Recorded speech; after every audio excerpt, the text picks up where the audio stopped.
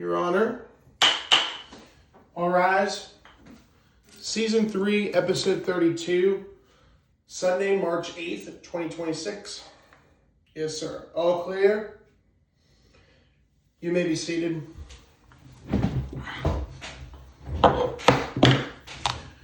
Good afternoon, ladies and gentlemen, and welcome to Championship Sunday for the 2025-2026 PSAC men's basketball season. And welcome to PCBC Season 3, Episode 32. So close, yet so far away. If you missed any episodes from Season 3 of the PCBC, if you search NWS 1999 into your search engine bar, you'll find my channel, NWS 1999, or at the Honorable Judge Noah. While you're at it, if you haven't yet, please hit that subscribe button so you don't miss out. Then once you get to my channel, hit the playlist and you'll find PCBC Season 3. All episodes, including this one, will be found there. In Seasons 1 and 2 of my podcast can be found on my Instagram page, which is also found in my bio, along with my Twitter account. Find that there on my bio page. Or if you click the title of this episode on your mobile device, you'll be able to scroll down and find my Instagram page there as well. I'm your host, the Honorable Judge Noah, reporting live from Slippery Rock, Pennsylvania, with the home and main base of the PCBC. In today's episode, we're recapping the semifinal matchups for the PSAC men's basketball tournament, as well as recapping the games that occurred in the quarterfinals, which was on Friday. Because of time purposes, I wasn't able to get to the quarterfinal matchups. So we're going to talk about the Mountain East Conference quarterfinals and semifinal matchups. And then we're going to preview each of the conference championship games coming up today in the next couple hours or so. As of right now, it's just past 1 o'clock. The PSAC men's basketball championship game is at 3:30, and the Mountain East Conference championship game is at 4 p.m. If you've enjoyed the series so far, please don't forget to hit that like button, leave a comment down below, and of course, subscribe to the channel so you don't miss out. As we are now approaching the final day of the tournaments, and then we begin the Atlantic Region Tournament starting on Saturday and Sunday coming up this week. Season 3, Episode 33, discussing the teams that make the Atlantic Region Tournament, and all the teams that made the tournament will be on Tuesday, coming up at 3 p.m. Eastern. All right, let's get this over with. Gannon. Yeah, I really don't like them. And after this game, I really do not like Gannon. To all my Gannon fans out there, no disrespect, you're the worst foul-baiting team I've ever seen in my entire life. If you watch this game in detail, this was one of the worst officiated games I've ever seen. And I am so sorry. I literally had to get it. I unfortunately was talking to a Gannon fan. He's like, oh, well, the IUP coach, I bet he's arguing all the way to... I'm like, okay, dude, if you watch this game in detail, I know you're a Gannon fan, but if you watch this game in its detail and you were an IUP fan, you would understand the frustration that we went through in this game. And then he's like, oh, well, you guys just couldn't keep up with us. Yeah, that's because you foul baited so much that we couldn't keep up with you guys. They essentially were just trying to slow you guys down.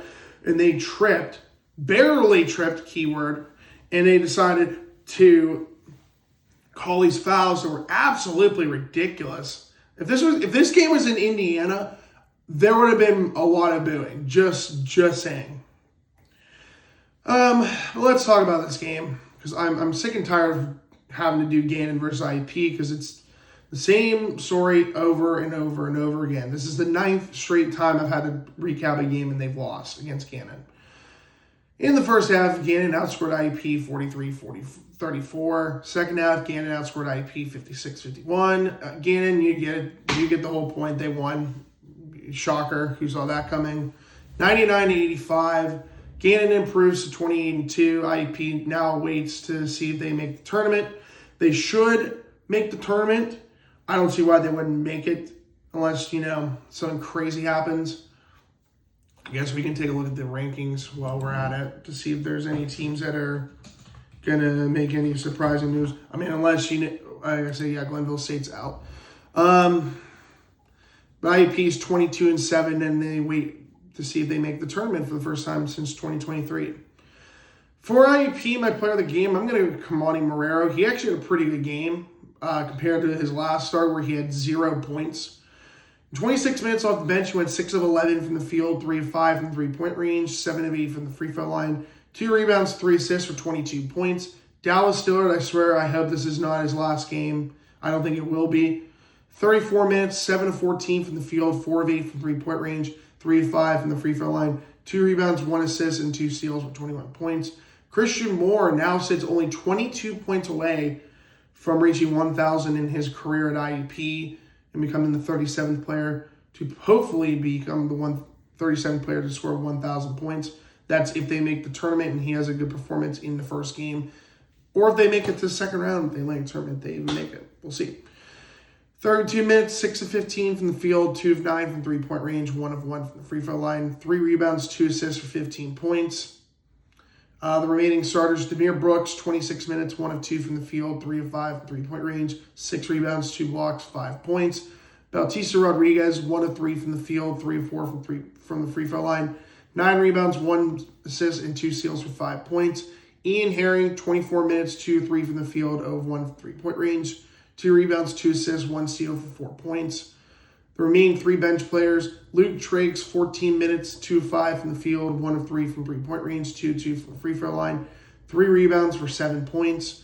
Tyler Grove, 18 minutes, 2 of 8 from the field, 0 of 4 from three-point range, 1 rebound and 4 points. Sartford Toon, 5 minutes, 1 of 1 from the field, 1 rebound for 2 points.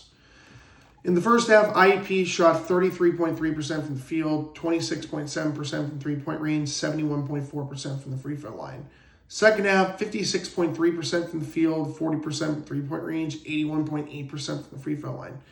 Overall, the Crimson Hawks of IUP shot 45.2% from the field, 33.3% from three-point range, 76% from the free throw line, 0 technical fouls for IUP. For Gannon, my player of the game goes to Lucas Morgan. 27 minutes, went 7 of 11 from the field, 1 of 4 from three-point range, 4 of 5 from the free throw line, 5 rebounds, 2 assists, 1 steal for 19 points. Pace Procer. PSAC's version of SGA, Shea Gilgeous-Alexander, who plays for the Oklahoma City Thunder. The biggest foul baiter I've seen since Shea Gilgeous-Alexander. Dude barely was breathing and was getting drawing fouls like it was SGA and the Oklahoma City Thunder. Man, after this game, I'm sorry, Pace Procer is one of the biggest. I can't even describe the words I want to say about this kid. Yeah, he's a good player, but my God, he is the PSAC's version of SGA. Biggest foul baiter I've ever seen in PSAC basketball in 7 years of watching PSAC basketball. This guy, I don't know how he scored over 1,000 points in his career. I really don't. But yeah, he did score 1,000. He just scored his 1,000th point in this game. He was 4 points from 1,000. He scored 18 points in 33 minutes, 7 rebounds, 3 assists, and 1 steal. This guy scored 10 of his 18 points from the free throw line. Just letting you know. Who else? Precious Adiru, 20 minutes. He had a good game. I would have had him as my best player, honestly. 8 rebounds, 1 assist for 18 points. And Lucas Akasi, another foul baiter, 26 minutes. He scored 10 of his 16 points from the free throw line, 6 rebounds, 5 assists, and 3 steals. First half, Gannon shot 50% from the floor, 26.7% from three-point range, 69.2% from the free throw line. Second half, 42.9% from the floor, 41.7% from three-point range, 84.4% from the free throw line. Overall, Golden Knights Gannon shot 46.6% from the field, 33.3% from three-point range, and 80% from the free throw line. Technical foul was assessed to Precious Adiru, which should have been a flagrant freaking foul because he elbowed Bautista Rodriguez in the head. Mind you, this is the 3rd straight game that Bautista Rodriguez has been either thrown to the ground or hit in the head. And here's the stat that really bothers me. IUP should have won this game. They really should have. I don't care what fans will say. Gannon fans will say, oh, well, IUP couldn't catch up with them. Explain to me how they took 21 more free throw attempts in the second half. IUP took 11 free throws in the second half, hit 9 of 11. Gannon took 32 free throws. In the entire game, IUP went 19 of 25, 76%. Gannon took 20 more free throws. 20 at 80%. Tell me how that makes sense, how this team had 20 more free throw attempts. IUP had 28 fouls. 28. Gannon had 24. That makes zero sense. They were seriously trying to go after IUP in this game. I'm sorry. I don't care what Gannon fans will say. If they really watch this game in its detail, they need to go back and watch this game because they did not deserve to win this game. I'm sorry. And I'm not rooting for Gannon. I can't root for Gannon anymore. And even though I will probably pick Gannon in future episodes to probably win, I will never root for Gannon. I'm sorry. Gannon did not deserve to win this game. Okay, moving on. The 2-4 matchup in the semifinals. California hosting Seton Hill. And also this game was at the Highmark Event Center. But you kind of knew that one because, well, Erie. First half, both teams scored 34 points. It was actually a close game. Second half, though, California showing their dominance, outscoring Seton Hill 43-29 as the California Vulcans end the historic season for the Seton Hill Griffins, 77-63. California improves to 21-9, while Seton Hill finishes its incredible season 18-13. This was the first time Seton Hill had ever made the Final Four in their tenure as a member of the PSAC. As they joined in 2013, they made the quarterfinals last year, but then they made it to the Final Four this year, which was awesome. For my player of the game for Seton Hill, I'm going to go Dean Simmons. 36 minutes, 8 of 16 from the field, 2-5 from three-point range, 0 of 2 from the free throw line. He had a double-double with 11 rebounds, 2 assists, 2 blocks, 2 steals for 18 points. Kendrick Curtis, 33 minutes, 2 assists, 2 blocks for 16 points. And Camden Brewer, 36 minutes, 3 rebounds, 1 assist, 2 steals for 11 points. In the first half, Seton Hill shot 43.8% from the field, 28.6% from three-point range, 100% from the free throw line, going to 2. Second half, 31.4% from the floor, 21.4% from three-point range, 66.7% from the free throw line. Overall, the Griffins of Seton Hill shot 37.3% from the field, 25% from three-point range, 75% from the free throw line. No technical fouls assessed to Seton Hill.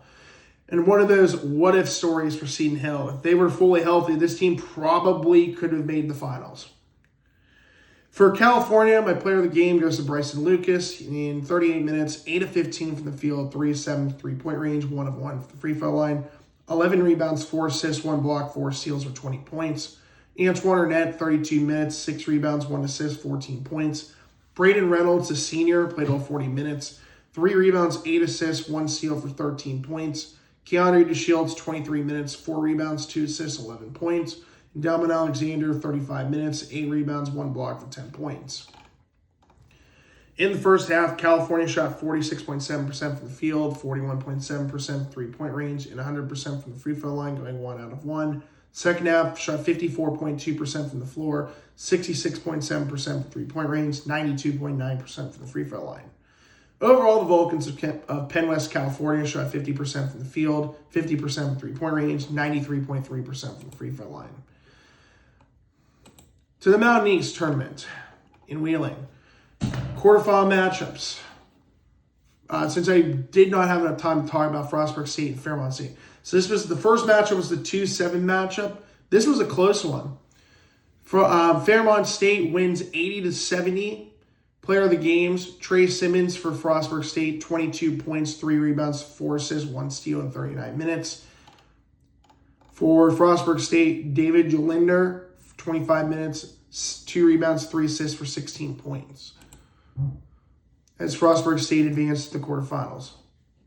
The next matchup was the 3-6 matchup, Wheeling and Concord. Concord blew Wheeling out of the water. 96-71, Concord would face Fairmont State in the semifinals. Concord winning, or their player of the game, Bobakar Jigo, defensive player of the year for the Mountain East. 16 rebounds, 2 assists, 2 blocks for 24 points. For Wheeling, Aiden Gall, the freshman of the year from Mountain East. 32 minutes, 2 rebounds, 4 assists, 2 steals for 19 points. The 1-8 matchup, West Liberty and Davis and Elkins.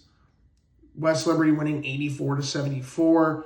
For Davis and Elkins, the player of the game was Matthew Gray. 36 minutes, 5 rebounds, 4 assists, 2 blocks, 2 steals for 18 points. For West Liberty, player of the game goes to Jamie Muldowney. 20 minutes off the bench, 9 rebounds, 3 assists, 5 steals for 19 points. And then the winner of that game, this game would take on West Liberty. 4-5 matchup, Charleston hosting Glenville State. Glenville State wins 79-76. Player of the game, Elijah Redfern for Glenville State. 28 minutes, 6 rebounds, 5 assists, 1 steal for 23 points. And for Charleston, player of the game, Braden Chapman. 30 minutes, 5 rebounds, 2 assists for 27 points.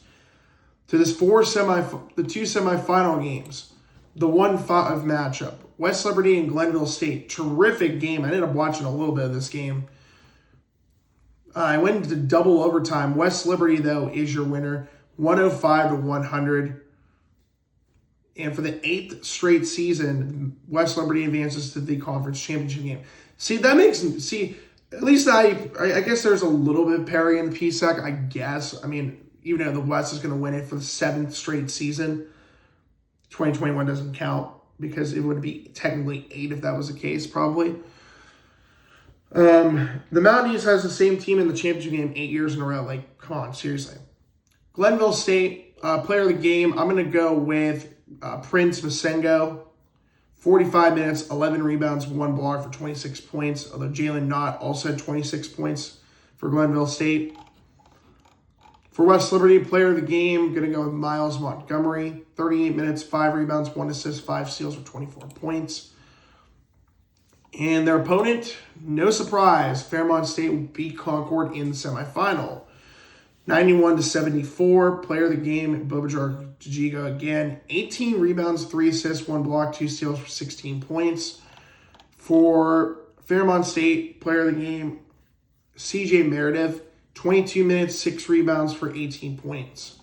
Dre Carter also had 18 points. So now we talk about our championship games. Now, in the PSAC, 3:30 Eastern, coming up here in just a few hours. California versus Gannon. Who didn't see that coming? This is the second time in 3 years these two teams have met. By the way, they met in 2024 with that loaded Gannon team that played in a garbage high school facility. I'm telling you, the PSAC team should not be allowed to play their championship games on a high school basketball court. I'm sorry. If they knew that was the case, they should have figured out the scheduling to play the Erie Insurance Arena, or at least have Mercyhurst be willing to. I mean, Mercyhurst was a call away, guys. Come on. But this time, it's actually going to be played at the Highmark Event Center. Finally. So yeah, California and Gannon. California's 21-9. Gannon's 28-2. I'm picking California. Let's be real. I'd rather watch California win it than see Gannon three-peat. Since IUP, since 2018, the two winners of the tournament have been IUP and Gannon. IUP won 4 in a row, and now Gannon's won 2 in a row. Hopefully not 3. In California, they're looking for their first PSAC title since 2008. So we'll see who wins that matchup. Please, Penn West California, do anything to beat Gannon, please. It would make my day. And then the Mountain East Conference Championship game at 4:00. The two, no surprise, the top 2 teams in the Mountain East, Fairmont State and West Liberty, rematch of last year. Last year, these two teams ended up going into triple overtime. Fairmont State won 122-114. And this is the 3rd time in 4 years that these two teams have met in the final. And I believe the 4th time this decade. So since 2021, because they met in 2021, 2023, 2025, and 2026. So 4 times in the last 6 seasons, tournaments, that these two have met in the final. Yeah. Parity in the Mountain East, am I right? Yeah, that's pretty much it.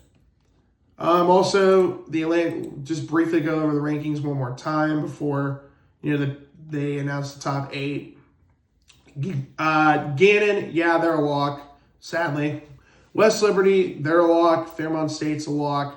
So essentially the winner of this game, Fairmont State and West Liberty, most likely gets the 2 seed. Unless Gannon loses, California would explode. They would move up at least, I would say, 1 spot to the 4th line.